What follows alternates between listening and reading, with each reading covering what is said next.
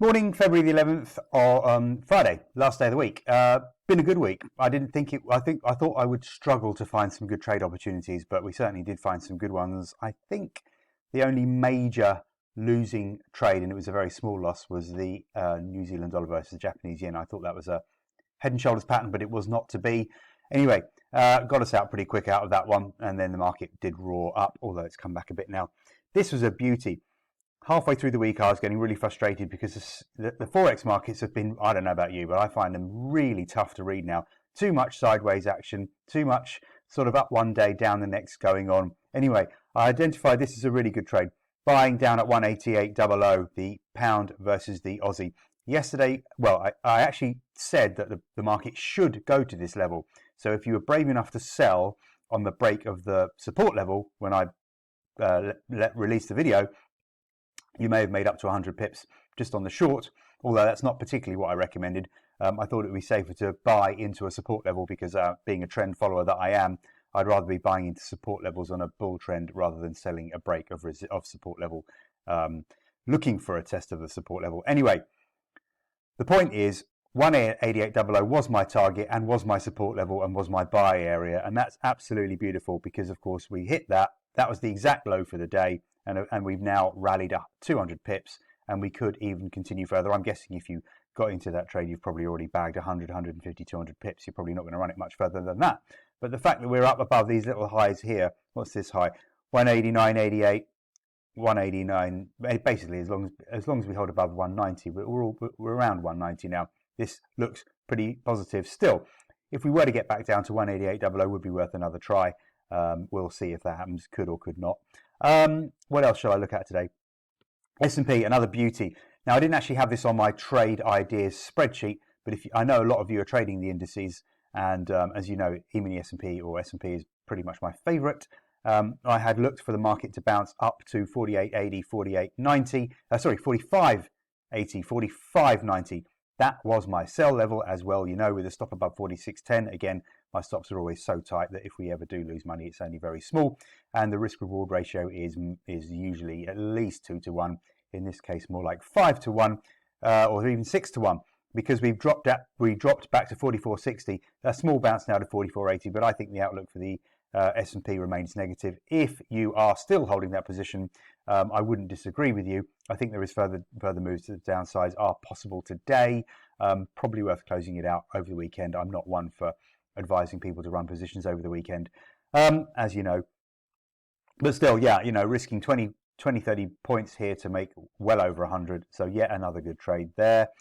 What else did we look at? Right, I had crude. Crude's been great, and I don't normally identify crude trades and put them on the trade sheet, but I have done this week, and just buying down at 88.80, 89. Well, I have 88.90, 88.60 as my support level, and that's pretty much been the exact low for the week. We've bounced off there 3 or 4 times, offering 50, 100, 150.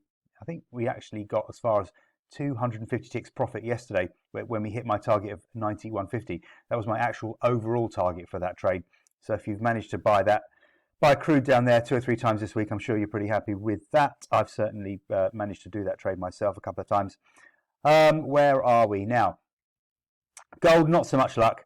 I have been backing off on gold, and happily I've done that. I'm happy to have done that because really gold's just been a struggle. I mean, you know, what can you make out of this? As I've said all week, that's just nothing. There's nothing there to do. I did have a sell up around 1845, 1850. Didn't quite make it, unfortunately.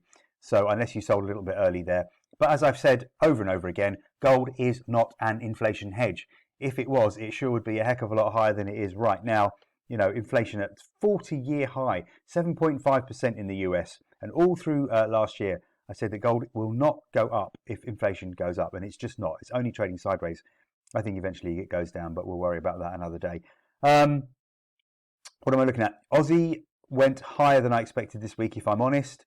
But it's that spike higher, but did eventually come down. It's in a longer term bear trend. I'm looking at the weekly chart here. Why don't I get the daily chart up? But you can see from the weekly chart, we are in a longer term bear trend. And I think we will eventually continue lower. Eventually, I don't know why the dollar was so weak before the CPI number. But anyway, New Zealand dollar as well, same sort of story. in a longer term bear trend, so I remain a seller on strength. I've got my level in there for you on today's trade sheet if we do have a bounce. Japanese yen, this is quite interesting. As you can see, as you know from my trade sheet for today. There we go, where are we? There we go, Japanese dollar yen. So dollar yen, a potential double top.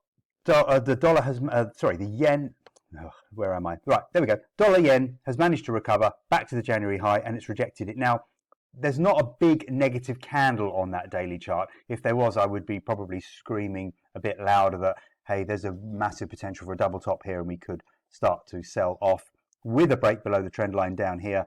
I need to get my crosshairs if I want to identify that. Down at 114.00, a break below 114.00 to confirm further significant moves to the downside. Anyway, I just point that out to you. If you think that's a double top, you want to try and sell into a short position, maybe with a stop above 116.00 as I put on the trade sheet, then that could be worth a gamble. If you think that you can buy that back around 115.00 or even at 114.00, the risk reward would certainly be worth it. Euro yen, I've got some levels on the spreadsheet today. So you know what they are already. I think one of them is already being tested as I write. Yeah, 132.10, 131.90.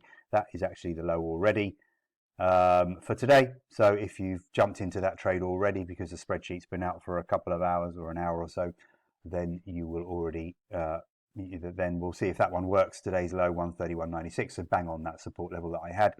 The euro, well, the levels keep working, don't they? Up at 114.80, 115.00, that's my resistance. That was yesterday's high, so if you're in a short position there on the CPI number, that worked really well. 114.10, 114.00. Hang on, where is the euro yen? Where are we trading right now as I record this? Yeah, we're just breaking below the support level. Not a massive surprise, I suppose, when you bear in mind that big inflation number and some follow through with dollar strength. So breaking that support level, we haven't quite hit the stop level, which is at 113.75. But if we do go down, I've got another support level further down on the trade idea spreadsheet, so you can just refer to that and put your order in. That's it, really. The levels, the trades haven't changed an awful lot because we haven't really gone anywhere. Up a bit, down a bit. But certainly scalping the levels has worked with some really decent profits, and the risk-reward ratio is definitely working in our favour. So it's been a good week in what I think is a difficult week. Let's see if we can get on as well as this next week, maybe a little bit better. I haven't really been focusing too much on the US stock markets because they've had a big bounce, and I didn't want to jump in on that bounce. I didn't really see that lasting. I wanted to sell into resistance levels, which has definitely been the right strategy because, of course, we've come off very quickly, and that will remain my strategy because I do think the stock markets remain in bear trends. But, of course, all the levels on the sheet, you're following them, and hopefully they are working for you. NASDAQ beat the first resistance level at around 14,800, 850. Didn't quite get to the next one, so that's a little bit frustrating. The S&P was the easiest one to trade. That's it for me. Good luck if you are in the financial markets today, and join me again on Monday.